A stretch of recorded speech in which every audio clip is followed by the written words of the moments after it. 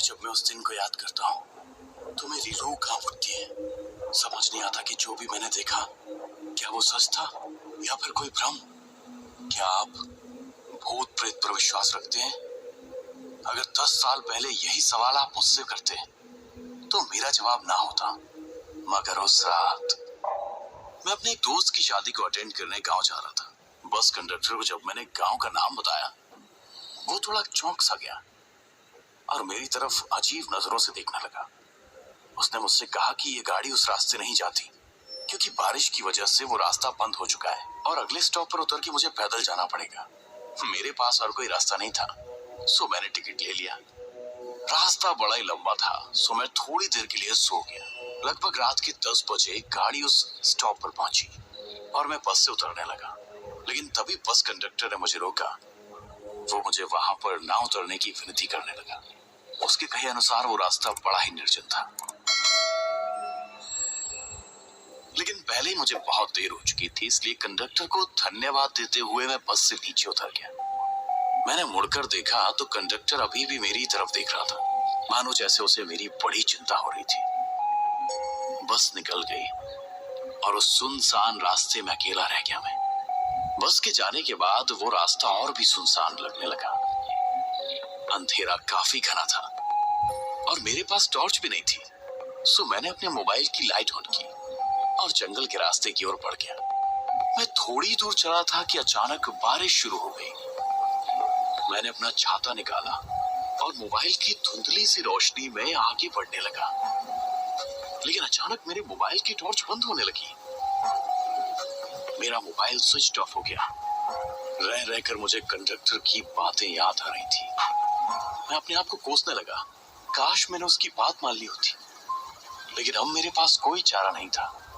मैंने हिम्मत बांधी और आगे बढ़ने लगा। तभी किसी लड़की की आवाज मेरे कानों पर आई। क्या आप गांव की तरफ जा रहे हैं? वो लड़की बहुत ही सुंदर थी।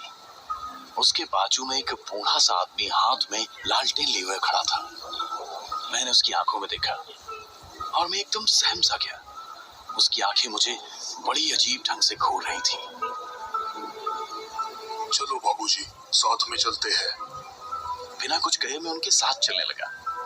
मुझे एक बात बड़ी अजीब लगी। इतनी बारिश हो रही थी लेकिन उनके पास छाता नहीं था। उस बूढ़े आदमी ने अपने पूरे बदन पर एक कंबल लपेट लिया था और वो लड़की तो बारिश में पूरी भीग चुकी थी। मैंने उसकी तरफ देखा। सच में वो बहुत ही सुंदर थी। जी आप चाहे तो मेरा छाता ले लीजिए। मैंने उस लड़की से गुजारिश की। जी नहीं, उसकी कोई जरूरत नहीं। और इतना कहकर वो मेरे पास आई और मेरे साथ एक ही छाते में चलने लगी। सच कहिए तो मुझे ये रात बड़ी अच्छी लगी थी, लेकिन जैसे ही छाता पकड़ने के लिए उसने मेरे हाथों को छुआ, मैं चौंक गया।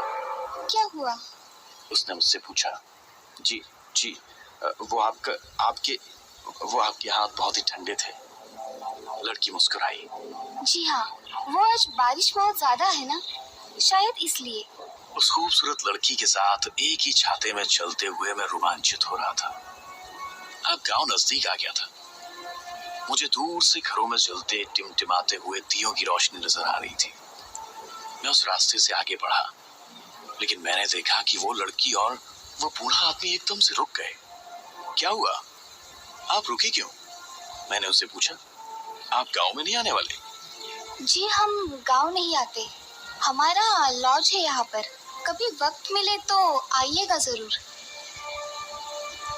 उस लड़की के हाथों में छाता देके मैं आगे बढ़ा। अचानक मुझे याद आया कि मैंने उस लड़की का नाम तो पूछा ही नहीं।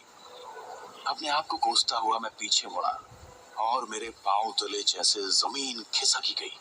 वहां पे कोई भी नहीं था। मैं आगे फाड़ फाड़ कर देखने की कोशिश करने लगा।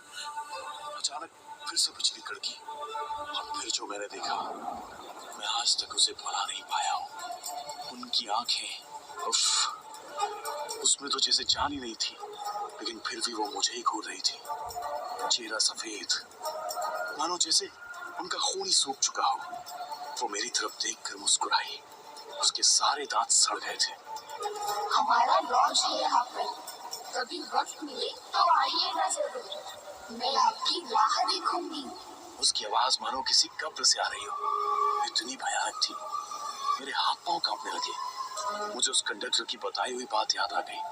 उसने मुझसे कहा था कि रास्ते में अगर कोई पुकारे तो रुकिएगा मत। इतनी बारिश में भी मुझे पसीना आने लगा और फिर अपनी जान हथेली पर रखकर मैं वहां से भाग निकला। पता नहीं मैं कितनी देर भाग रहा था। गांव में पहुंचते ही मैं बेहोश होकर गिर गया। उसके बाद क्या हुआ मुझे नहीं पता, लेकिन 2 दिन बाद मुझे होश आया। तब मेरे दोस्त ने मुझे बताया कि पिछले 2 दिन से मुझे तेज बुखार था और मैं अपनी बेहोशी में अजीब अजीब बातें बड़बड़ा रहा था। मैंने अपने दोस्त को उस रात क्या हुआ वो सब बात बताई, जिसे सुनकर मेरा दोस्त भी घबरा गया। उसने मुझसे उस गांव में घटी हुई एक हकीकत बताई, जिसे सुनकर मेरे रोंगटे खड़े हो गए। वो कहानी कुछ इस प्रकार थी। उसी गांव में एक लॉज था, जिसे एक बूढ़ा आदमी और उसकी नातिन दोनों मिलकर चलाया करते थे। कुछ साल पहले शहर से कोई लड़का उन दोनों के लॉज पर रहने के लिए आया था। वो दोनों एक दूसरे से प्यार करने लगे। लड़की ने लड़की से शादी का वादा किया और फिर वो शहर चला गया। वो लड़की उसके लौटने के इंतजार की राह देखने लगी, मगर वो लड़का लौट कर कभी नहीं आया। गांव के लोग अब उस लड़की का मजाक उड़ाने लगे, उसे तंग करने लगे। आया था।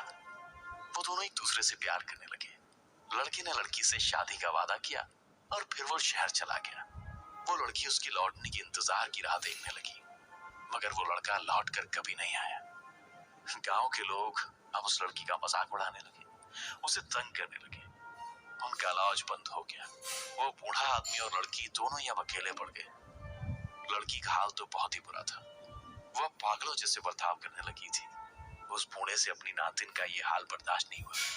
एक रात को दोनों जंगल की तरफ निकल पड़े और एक पेड़ से लटककर उन दोनों ने आत्महत्या कर ली।